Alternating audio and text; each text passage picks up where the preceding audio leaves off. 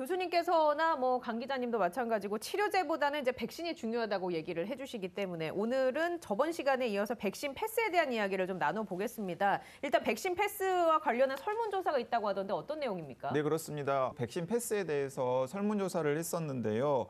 찬성이 64.4% 그리고 반대가 29%입니다. 근데 이제 이 설문조사가 10월 초에 한 설문조사예요. 예. 근데 10월 초만 하더라도 지금보다 백신 접종률이 고연령대는 굉장히 높았습니다만 저연령대는 접종 완료자까지의 비율이 상대적으로 낮았지 않습니까?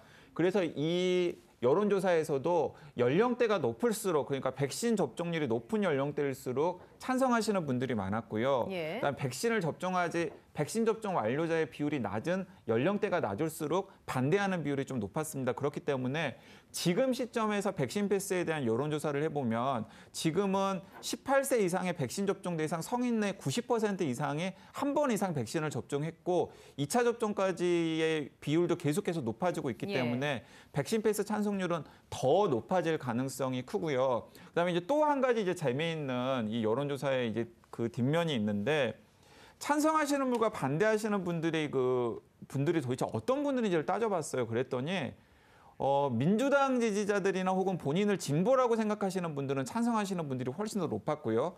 국민의힘 지지자들이나 자신을 보수라고 생각하시는 분들은 반대하는 비율이 좀 더 높아서 한 20% 정도의 찬성 비율의 차이가 났습니다. 이거 왜 그런 걸까요? 이건 그러니까 이제 그냥 정치적으로 해석하는 걸까요? 정치적으로 해석을 하는 거죠. 예. 정치적으로 해석을 하는 겁니다. 그러니까 자녀 백신 맞을래 말래라고 물었을 때도 국민의힘 지지자들이나 본인을 보수라고 생각하시는 분들은 한 50% 정도로 응답률이 낮았거든요. 근데 마찬가지로 백신 패스 도입과 관련해서도 이제 똑같은 현상이 반복되고 있는 것이죠. 예. 백신 패스를 정치적으로 해석해서는 안 되잖아요. 네, 정치적으로 해석해서는 안 됩니다. 사실은 이게 백신 패스를 이제 어떤 분들은 저도 이제 인센티브 이야기를 했는데 지금은 사실은 인센티브의 의미가 없어요.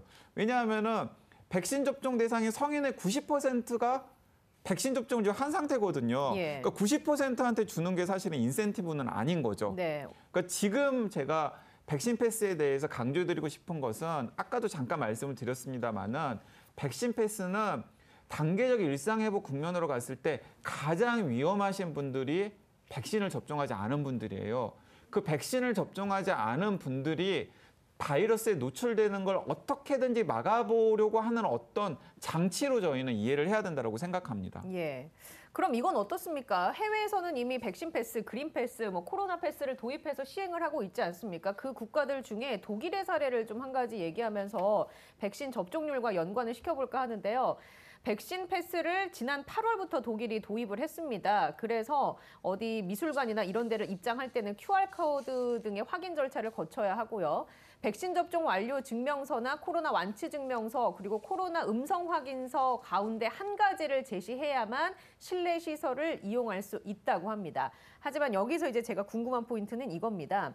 독일에 있는 전문가들이 이런 얘기를 합니다. 백신 패스를 도입을 하면서 접종률이 상승할 것을 조금 기대를 했나 봅니다. 왜냐하면 일상생활에 불편이 그만큼 많아지니까 아무래도 좀 더 맞지 않을까라고 기대를 했나 본데 그런데 미접종자의 시설 이용 제한이 접종을 유도하는 데는 한계가 있다라고 전문가들이 지적을 하고 있는 것 같습니다. 이 부분과 관련해서는 어떻게 생각하십니까? 백신 접종률이 높아지지 않을까라고 기대하는 분들이 계실 텐데 우리가 이걸 분리시켜서 생각해야 되는 걸까요? 네, 사실은 이제 분리시켜서 생각할 수밖에 없어 보입니다. 이제 왜냐하면 이제 저도 그런 기대를 했었습니다. 그러니까 백신 패스 혹은 코로나 패스를 도입을 해서 백신 접종을 안 하시는 분들을 좀 불편하게 만들면 그분들이 백신 접종에 나서지 않을까. 라고 생각했는데 젊은 분들 같은 경우는 그럴 가능성이 있다라고 생각해요.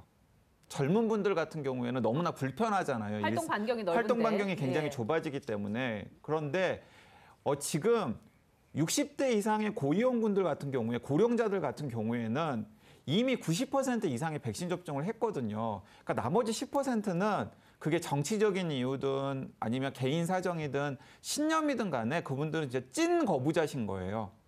그러니까 백신 패스를 도입하나 안 하나 사실은 그분들이 팔을 걷어붙이고 백신을 접종할 가능성은 사실은 낮아 보인다라고 생각합니다. 자, 그러면은 이제 그분들에게는 어떤 의미가 있냐면 그래서 제가 이제 이걸 좀 이게 다르게 접근해야겠다라고 생각을 하는 거죠. 백신 패스는 그분들을 보호해 주는 역할을 하는 거예요. 그러니까 그분들은 굉장히 위험한 상태거든요. 예, 그러니까 여기는 백신 패스를 통해서 들어온 사람만 있는 곳이고 여길 들어오기 위해서는 어떤 조치를 취해야만 들어올 수 있는 곳이고 네네. 그런 과정을 통해서 보호를 받을 수 있는 걸 만들어놔야 왜냐하면 한다. 그분들이 그러니까 백신을 미접종한 분들이 백신을 접종한 분들과 똑같이 위드 코로나 단계에서 이동량이나 접촉량을 늘리면은 그분들은 어떤 식으로든지 간에 지금 지역사회에 남아있는 바이러스에 훨씬 더 쉽게 노출되고 쉽게 감염되고 쉽게 중증으로 이어지고 자칫 잘못하면 사망으로 이어질 수가 있는 것이거든요. 그러니까 이제 그분들을 보호하기 위해서라도 그분들의 이동량이나 접촉량을 조금 줄여줄 필요가 있는 것이고요. 저는 그런 사회적 압력으로 백신 패스가 역할을 할 수 있으리라고 봅니다. 보호하기 위한 장치라고 말씀을 해주시는데 그걸 그렇게 받아들일까는 좀 의문이긴 합니다. 아니 그분들이 그렇게 받아들이지 않다고 하더라도 어쨌든 간에 사회가 그런 식으로 압박을 주고 그렇게 설득을 해야 되는 거죠. 근데 이제 우리가 생각해 볼 것도 좀 있긴 있어요. 예를 들면 이런 거죠. 내가 식당을 좀 이용하기가 불편하다. 예. 또는 이제 백신 패스를 얻기 위해서 백신 접종하지 않은 분들이 PCR 검사를 하고 하는 이런 것들이 불편하기는 하더라도 그렇게 사실 심각하게 불편한 건 아니잖아요. 예를 들면 이런 거죠. 대학생에게 백신 접종을 하지 않으면은 등록을 못하게 한다든지 수업을 못 듣는다든지 대면 수업을 못 듣게 이런 한다든지. 거는 뭐 엄청나거든요. 예를 들면 예. 이런 거예요. 교수들도 매 학기마다 또는 1년에 한 번씩 요즘에 그 어떤 양성평등 교육이나 폭력에 대한 것 또는 어떤 성인지 교육 이런 걸 받아야 되거든요. 안 받잖아요. 그러면은 교수들이 학교를 통해서 강의 자료를 업로드하거나 이런 걸 하지를 못해요. 하지를 못합니다. 그러니까 반드시 그런 교육을 붙들어야 돼요. 이거는 너무도 불편하잖아요. 그러니까 너무도 불편한 것과 약간의 불편한 것 사이는 우리가 생각해 볼 필요가 있다는 거죠. 그러니까 이제는 굉장히 불편하다고 하면은 백신 접종을 안 하신 분들이 이렇게 생각할 수 있어요. 야, 나는 목숨이 더 중요하다니까 이렇게 생각할 수 있잖아요. 그렇기 때문에 어떻게 해야 되냐면은 방역 당국도 과감해질 필요가 있다는 거예요. 어떻게 과감해져야 되냐면은 다양한 형태의 부작용을 인정하고 받아들이는 것에서 훨씬 과감해져야 돼요. 과감해지지 않지 않습니까? 그러면은 적당한 용어는 아닐지 모르지만은 이의 편의성을 돕기 위해서 소위 찐거부자들 나오게 하기가 어려워요, 이분들을. 그러니까 찐거부자는 어떤 이유 때문에 찐거부를 할 가능성이 많은데 조금 불편한 걸 가지고 찐거부라고 하는 거를 버릴까요? 그렇지 않다는 거예요. 그런데 이분들은 찐거부를 하는 명확한 이유가 있잖아요. 그렇기 때문에 이제 이분들 중에서 상당히 많은 분들이 어떤 걸 호소하느냐 하면은 실제로 부작용이나 사망 사례 두렵다. 그런데 당국이 인정 안 하는 거 아니냐 이런 분들이 있거든요. 그렇기 때문에 저는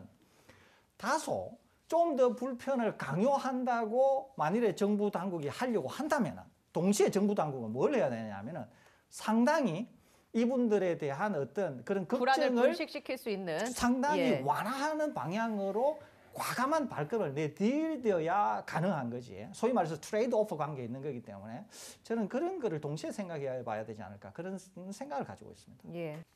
언론이 백신 패스를 다루는 것에 있어서 지적하실 부분은 없습니까? 네, 저는 언론은 자꾸 이제 논란을 조장하고 싶죠. 예, 갈등을 왜냐하면 부추기고 갈등을 싶고. 부추기고 예. 논란을 조장해야 클릭수도 늘어나고 댓글도 늘어나고 이제 그런 게 이제 지금 한국 사회 또 뭐 전 세계적으로 봐도 이제 언론이 이제 유통되는 이제 중요한 방식 중에 하나인데 사실은 백신 패스 같은 경우에는 우리가 단계적 일상 회복을 어떤 식으로 가져갈 것인지 그리고 또 위드 코로나를 어떻게 연착륙할 수 있을 것인지에 그리고 또 가능하면 단계적 일상회복 방안에서 사람들의 생명과 안전을 지키면서 사회 갈등을 얼마나 최소한으로 할 것인지에 대한 굉장히 중요한 내용이거든요. 예. 그렇기 때문에 언론 같은 경우에는 갈등을 부추기기보다는 오히려 왜 백신 패스가 필요한지 그리고 외국에서 백신 패스를 이미 도입한 나라들이 진짜 언론이 과장해서 보도하는 것처럼 심각한 사회 갈등이 있는지